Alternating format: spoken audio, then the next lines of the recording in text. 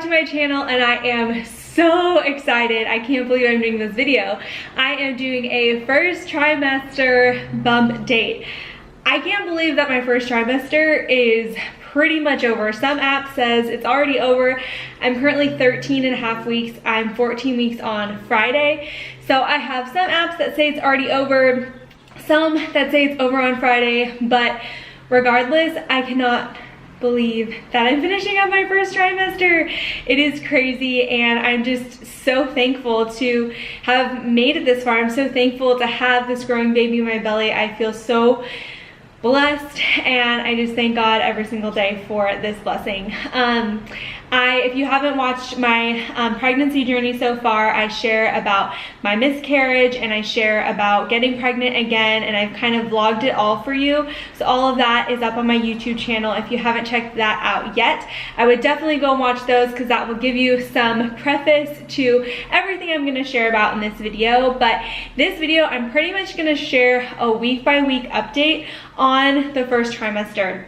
When I first found out I was pregnant, I stalked these YouTube videos. I wanted to know everything people were experiencing in the first trimester. But what I found is when people would do these first trimester videos, they wouldn't share their week-by-week symptoms. And for me, things changed so quickly. Like what I experienced in week 6, 7, 8, 9, 10, 11, 12, 13, like has been so different every single week. And so I wrote down on my phone every single week kind of the symptoms I was experiencing so I wouldn't forget. And I'm just going to share them all with you here. Before getting pregnant, I was like, I'm gonna be the most fit, active mom ever. I'm going to like work out every day, eat totally clean. Like I'm not gonna, you know, be sick or anything. And then I got pregnant, and it was totally different than I was expecting it to be.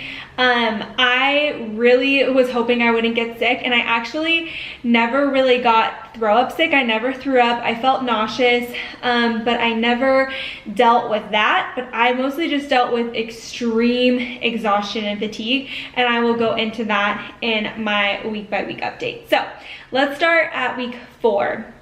So week 4, I knew that I was pregnant really early on. Like at week 4, I found out I was pregnant because I just gone through a miscarriage. And so sorry, I'm out of breath all the time. So just, that's what this video is going to be, of me like catching my breath. So in week 4, I knew that I was either supposed to be starting my period or I was pregnant, but I definitely felt like I was pregnant because my symptoms were way different than when I got my period. So when I get my period, I normally just get cramps like when my period's starting. But in week 4, I was getting cramps and just like stretching pains. Like I just felt my stomach stretching. It was like just like a dull, achy pain. And I remember on my left side, I had a ton of pain on my left side, and I was like nervous about like an ectopic pregnancy or something like that. But everything was normal. I was just having stretching pains. So week 4, I pretty much, the only symptoms I had was cramping, stretching pains, and sore boobs, which I have had on and off the entire first trimester. Week 5, I still had a lot of cramping, which kind of like made me nervous, because I was like, I had my previous miscarriage happened at week 5, so I was really nervous about that. But I had a lot of cramping on week 5. Week 5 is when the tiredness began. I was just like tired, going to bed really early, and then I also had a pickier appetite. Like I don't know if I was just getting in my head like I'm pregnant so I can eat whatever I want, but I just remember in week 5 I just had like a pickier appetite, but like nowhere near like aversions or anything like that I've experienced since. Okay, week 6 is when it all began for me, and I think it's when it all begins for everyone. I think week 6 is very stereotypically normally when you start to get sick and when you feel the pregnancy symptoms really start to amp up. So a lot happened in week 6. I was feeling super exhausted. We were actually traveling the first half of week 6, and then the second half, I just kind of crashed, literally. I strained my neck when I was sleeping one night, and I woke up in the worst pain I've ever felt in my life. I actually passed out. I think I put my body in shock from the pain that I felt from getting just like hurting my neck, and I'm still actually treating my neck to this day. I am still in physical therapy and I get acupuncture for my neck. I think it's the hormone relaxin that is produced when you're pregnant to just like relax all your muscles and to like relax your pelvic floor and everything, and for some reason I tweaked my neck, and that's never happened to me before in my life. I've also never fainted before in my life, so when I fainted in week 6, I was really nervous and really scared because, like I said, that had never happened to me, and I had a miscarriage previously, so I was like, am I hurting the baby? What's going on? I don't know. So that happened in week 6, and then from then on, I was like, once I fainted, it was like game over. Like, I was so tired. I felt so sick. I kind of felt like I had the flu. I was just super achy and painy.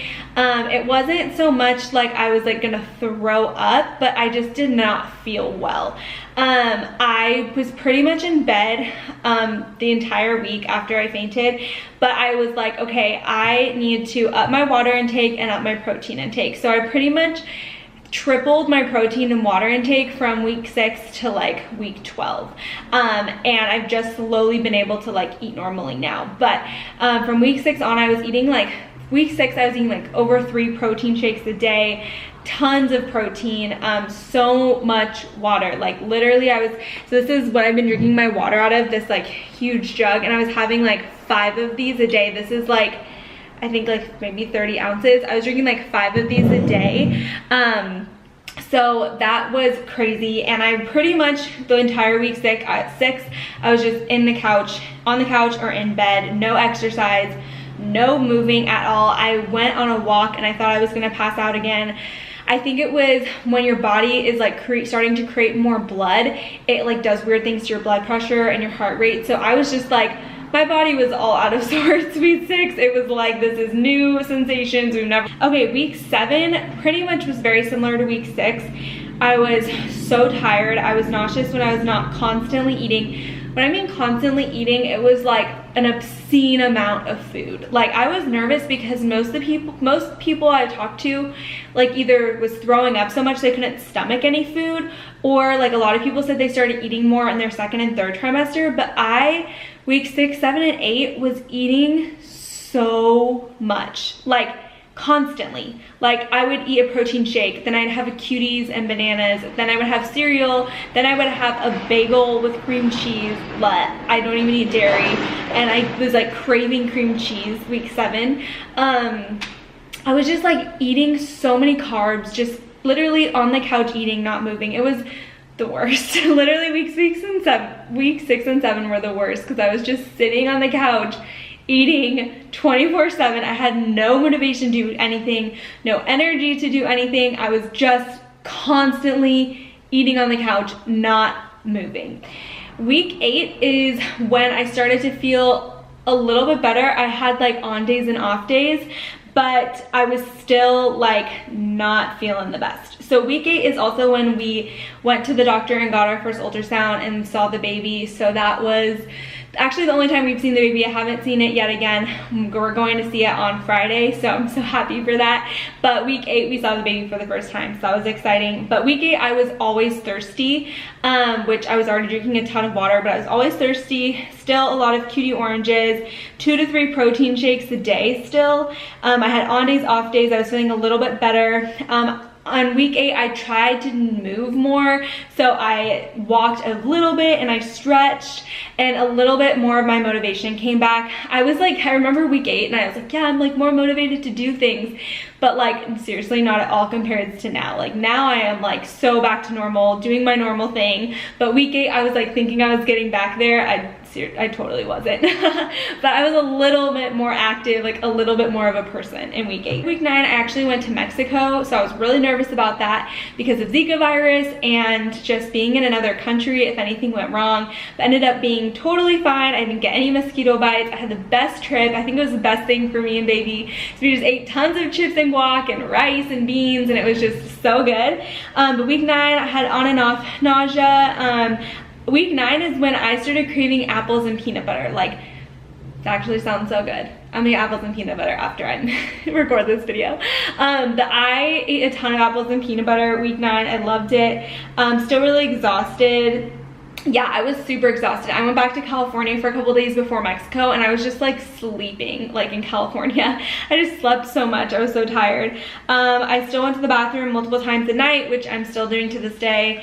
And a little bit more movement. I started incorporating a little bit more yoga and walking in week 9. So week 10, I was in Mexico for half the week, and I was nauseous in the morning and at night. Like, I still, like, as soon as I woke up, I had to eat something. Like, I downed a protein shake or crackers, or like as soon as I woke up, or I would just not feel well. And then as long as I ate, I was good. Like, starting week 10, if I ate, I was feeling good. I still, like, I would get tired and go to sleep early and stuff, but it like wasn't that big of a deal. Okay, week 11 had the weirdest symptom. I had the worst smelling farts in my life. Like, they were on a whole nother level. And it's so funny because it was just for like a week. It was like for 5 days in week 11. I just like could not stop farting, and it smelled so bad. Like, it's making me get nauseous just thinking about it. It was horrible. Week 12 is when everything started to get better. Week 12, I started exercising again.